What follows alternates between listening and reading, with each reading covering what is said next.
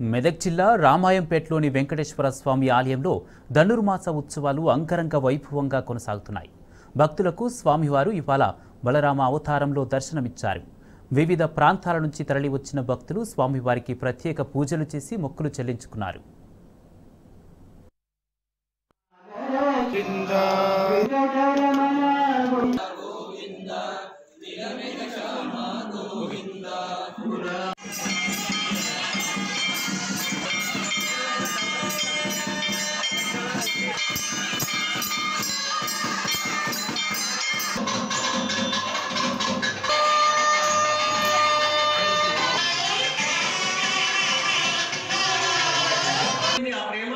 దేశంగా మారిపోయింది.